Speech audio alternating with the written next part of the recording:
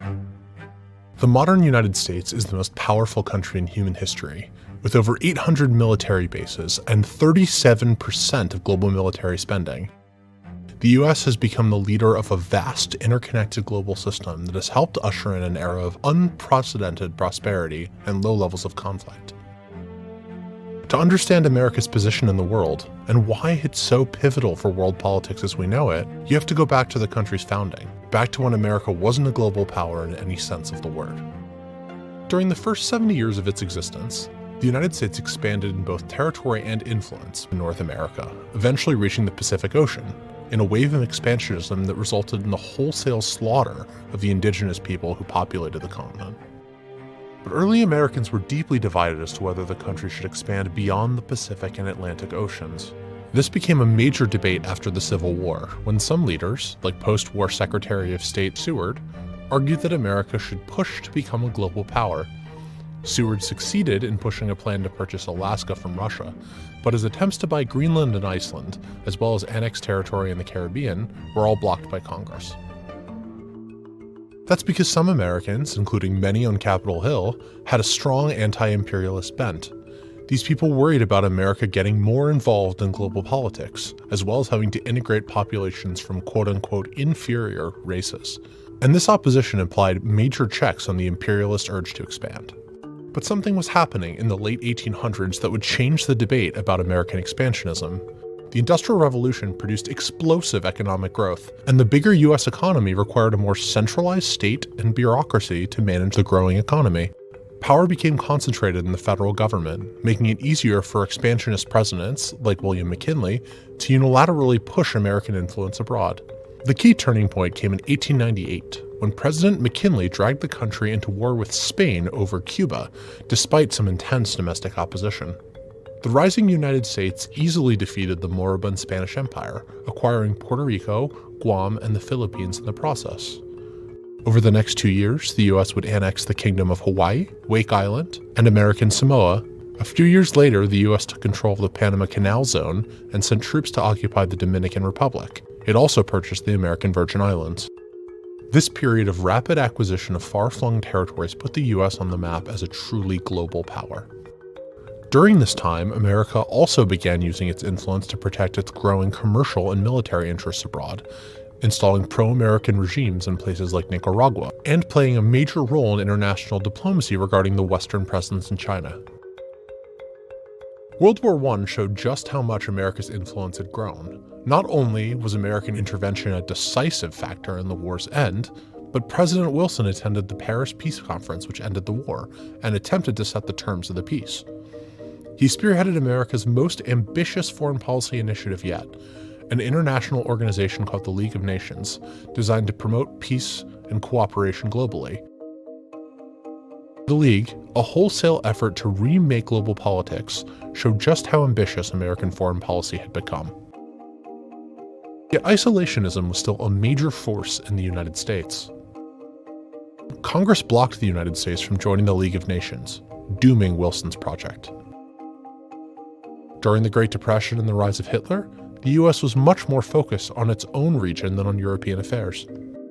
Ultimately, America's ever-growing entanglements abroad made it impossible for it to stay out of global affairs entirely.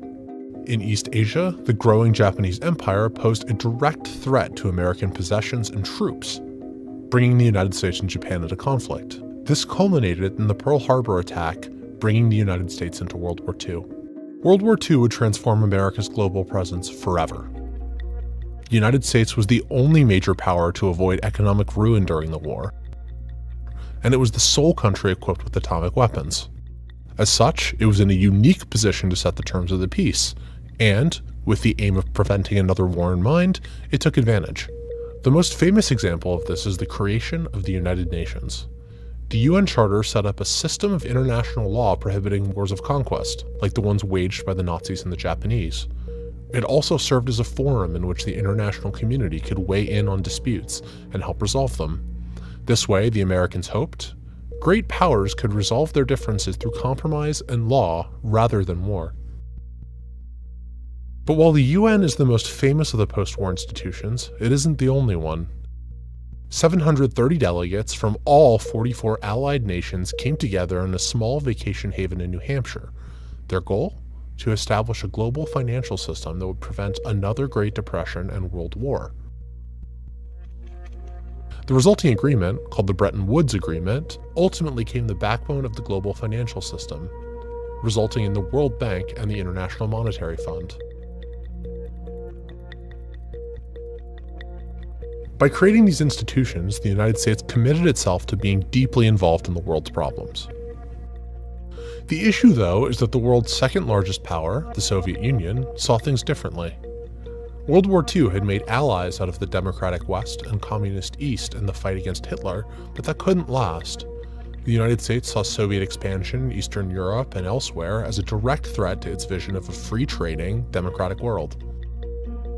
To a substantial degree, in one form or another, socialism has spread the shadow of human regimentation over most of the nations of the earth, and the shadow is encroaching upon our own liberty.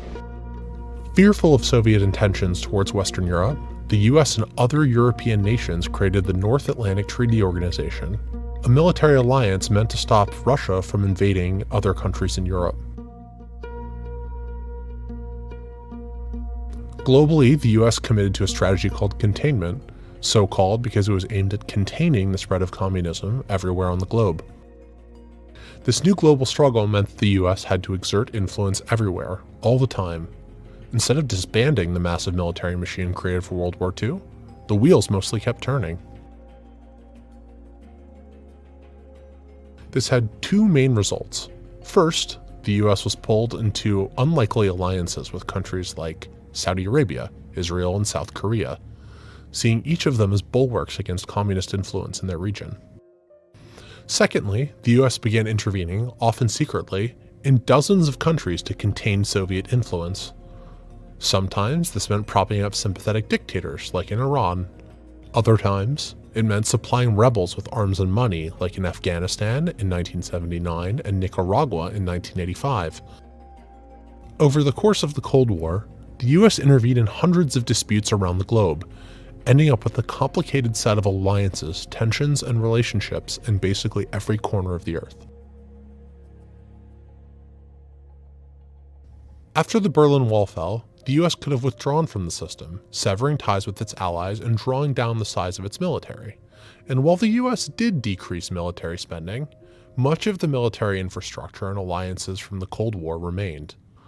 Presidents George H.W. Bush and Bill Clinton decided that it was in both America and the world's interests for the United States, now the sole superpower on Earth, to continue actively managing global affairs.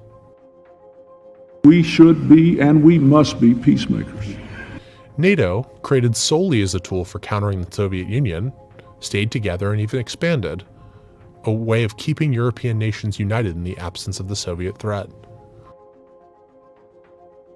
Washington's support for countries like Israel and Japan stayed intact, ostensibly as a means of preventing war in their respective regions. The global system of alliances and institutions created to keep the peace during the Cold War became permanent, as did the American military and political commitments necessary to keep them running. This system remains in operation today, and no leading American politician since the Cold War seriously called for dismantling it. Except, perhaps, for Donald Trump. Trump has said contradictory things about these commitments, but he's consistently argued that American allies are not paying the US enough for its protection, and questioned the value of free trade. That calls NATO and even the World Trade Organization into question. At some point, we have to say, you know what? We're better off if Japan protects itself against this maniac in North Korea. We're better off, frankly, if South Korea is going to start to protect itself. Saudi Arabia, nuclear weapons? Saudi Arabia, absolutely. This is a sharp divergence from the consensus that has dominated US foreign policy since 1945, and something closer to the isolationism that came before it. So will President Trump act on some of candidate Trump's ideas and reverse decades worth of institution building and alliances? We'll find out soon enough.